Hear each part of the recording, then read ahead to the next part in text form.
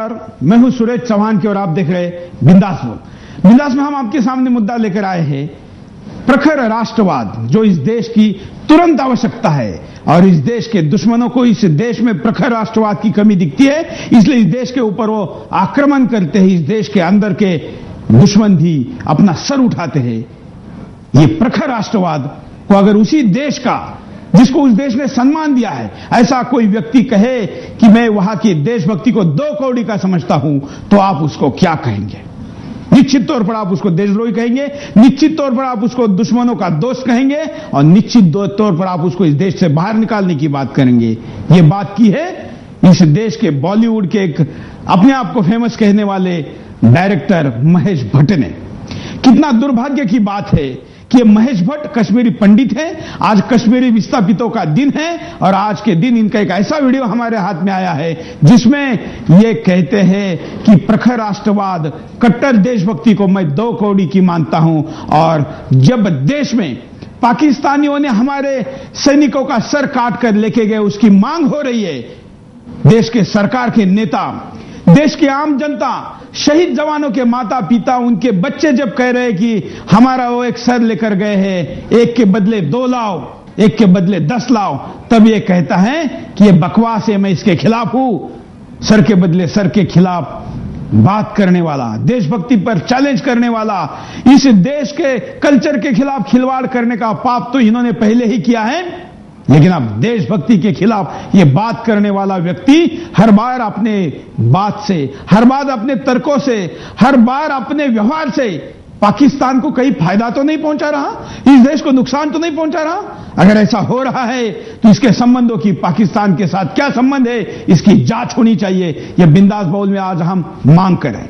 क्या है आपका कहना? आप भी अपनी बात को कॉल करके बता सकते हैं। अगर आपका टेलीफोन नहीं लग रहा है तो आप फेसबुक के द्वारा, स्काइप के द्वारा, ऐसे कई सोशल मीडिया नेटवर्किंग के द्वारा अपनी बात को हम तक पहुंचा सकते हैं। आइए हम आपको वीडियो दिखाते हैं जिसमें ये देशभक्ति को 2 कौड़ी की बात कैसे कहता है। एक पाकिस्तानी टीवी चैनल पर इंटरव्यू देखिए। एक्सट्रीमिस्ट फोर्सेस के सामने घुटने नहीं टेकेंगे, क्योंकि मैं उस पेट्रियोटिज्म को 2 कौड़ी का समझता हूं जो ये डिमांड करती है कि आप पड़ोसी के खून में रंग कराएं तो आप देशभक्त कहलाए जाएंगे। जब तक आप अपने सामने वाले पड़ोसी के कबीले के किसी शख्स का सर काट कर नहीं लाते तो हम आपको ऑनर नहीं देंगे। ये ट्राइबल जो माइंडसेट है, ये कहीं पर इतिहास के कूड़े करकट में कब से इंसानियत ने फेंक दिया। और हम ये वीडियो जरा हमें दोबारा देखने के लिए कहूंगा कि आप इसको बारीकी से देखिए। जब देश में इतना बड़ा राष्ट्रवाद का माहौल है तब ये वीडियो क्या कहता है। हम एक्सट्रीमिस्ट फोर्सेस के सामने घुटने नहीं टेकेंगे, क्योंकि मैं उस पेट्रियोटिज्म को 2 कौड़ी का समझता हूं जो ये डिमांड करती है कि आप पड़ोसी के खून में रंग कराएं तो आप देशभक्त कहलाए जाएंगे। जब तक आप अपने सामने वाले पड़ोसी के कबीले के किसी शख्स का सर काट कर नहीं लाते तो हम आपको ऑनर नहीं देंगे। ये ट्राइबल जो माइंडसेट है, ये कहीं पर इतिहास के कूड़े करकट में कब से इंसानियत ने फेंक दिया। और हम क्या इस देश के मानसिकता ट्राइबल है? क्या यहाँ की मानसिकता आदिवासी विचार की है? क्या यहाँ की मानसिकता बैकवर्ड है? क्या शहीद माता पिता को ये 2 कौड़ी का कह रहा है? क्या महेश भट्ट का सर घूम गया है, पागल हो गया है, या ये इस देश में रहने वाले लोग पागल है जो इसके पागलपन को अभी भी पाकिस्तान के साथ संबंधों से नहीं जोड़ के देखते? मुंबई में जो बॉम्ब धमाके हुए, उसमें जो आरोपी पकड़े गए, इनके बेटे के साथ संबंधों पर पहले ही बातचीत हो रही है। लेकिन महेश भट्ट ने अपने प्रेशर का क्या उपयोग किया, पता नहीं आगे क्या हो रहा है, वो भी बात सामने आनी चाहिए। लेकिन वो तो आएगी ही, ये इस बात पर भी बात होनी चाहिए। कई कॉलर हमारे साथ जुड़े हैं महेश भट्ट के इस बकवास के ऊपर, जिसमें उन्होंने इस देश के तमाम लोगों को 2 कौड़ी का, खास करके देशभक्तों को 2 कौड़ी का कहा है और सर के बदले सर मांगने वाले को कबीलाई मानसिकता का कहा है। इनको पाकिस्तान कबीलाई मानसिकता का नहीं दिखता, जो सर लेके जाता है, सर के बदले सर मांगने वाला कबीलाई मानसिकता का दिखता है। बोलिए फोन उठाइए, अपनी बात को कहिए। अब हम स्काइप पर भी कॉल कर सकते हैं। हम अभी पहले टेलीफोन कॉलर के पास चलते हैं। नमस्कार। हाँ नमस्कार सुरेश जी, नमस्कार। बोलिए। जय हिंद। जय हिंद। हाँ सुरेश जी, ऐसा है, गांधी जी के 3 बंदर थे और 3 बंदरों का जो एक मतलब वो था आदर्श है, वो था ना सुन बुरा, ना देख बुरा, ना बोल बुरा।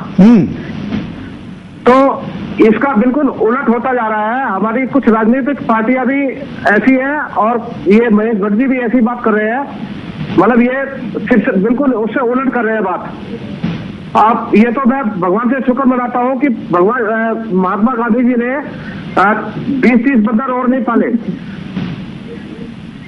धन्यवाद। लेकिन अब तो मुझे बहुत बात लगता है कि बंदरों की संख्या करोड़ों में चली गई है, क्योंकि ऐसे ये सब होते हुए अपने आंख पर हाथ रखने वाले, ये सब होते हुए इसके खिलाफ ना बोलते हुए अपने मुंह पर हाथ रखने वाले और ऐसी बातों को सुनकर अनसुना करने वाले, कान पर हाथ रखने वालों की संख्या करोड़ों में गई है। और इसलिए ये ऐसा गंदा मुंह खोल रहे हैं। अदरवाइज इस देश के देशभक्तों के खिलाफ बात करने की हिम्मत हमारे शत्रुओं की नहीं है। पाकिस्तान ने भी जो हम पर वार किया है वो पीठ पे छुरा घुप कर किया है। खुले मैदान पर पाकिस्तान भी हिम्मत नहीं कर सकता। वो मैदान पर हिम्मत कराए, स्टूडियो के चैनल में जाकर हिम्मत कराए। भारत का एक प्रोड्यूसर जिसने एक मर्डर नाम की फिल्म बनाई, जिसमें अनैतिक संबंधों को बढ़ावा दिया, इसने तो फिल्म के द्वारा कल्चर का, हमारे संस्कृति का, सभ्यता का, आदर्शों का, नैतिकता का मर्डर तो किया ही है, अब देशभक्ति का मर्डर किया है। इस पर आपको क्या कहना है, ये ज्यादा जरूरी है। अगले कॉलर के पास चलते हैं।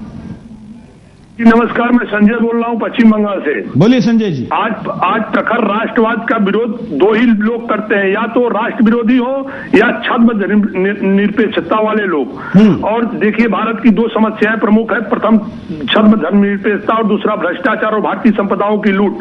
छद्म धर्मनिरपेक्षता के तहत तुष्टीकरण, राष्ट्र विरोधी ताकतों को बढ़ावा देना तथा राष्ट्रवादी शक्तियों को परेशान करना और उनको हतोत्साहित करना। लूट के तहत भारत का पैसा विदेशी बैंकों में जमा करना। कांग्रेस ने अपने चिंतन शिविर में इस लूट के पैसे को लौटाने की कोई योजना नहीं बनाई। रामलीला मैदान में विश्व बंधु गुप्ता ने हसन अली, शरद पवार और विलास राव देशमुख का नाम लिया, लेकिन कार्रवाई केवल हसन अली पर हुआ। 2 बज गए क्यों? राम जेठमलानी ने 14 अगस्त को अम्बेडकर स्टेडियम में राहुल गांधी का नाम लिया और चुनौती दी कि राहुल जी, आप हमारे ऊपर केस कर सकते हैं। अगर वे इस लूट में शामिल नहीं है तो उनको जेठमलानी के ऊपर केस करना चाहिए था। और सबसे बड़ी बात यह है, महेश भट्ट का लड़का खुद जो है ये ताबुर राणा के साथ और जो हेडली आया हुआ था उसके साथ इसकी संलग्नता थी। इसने इसके बारे में क्यों नहीं बताया जो है?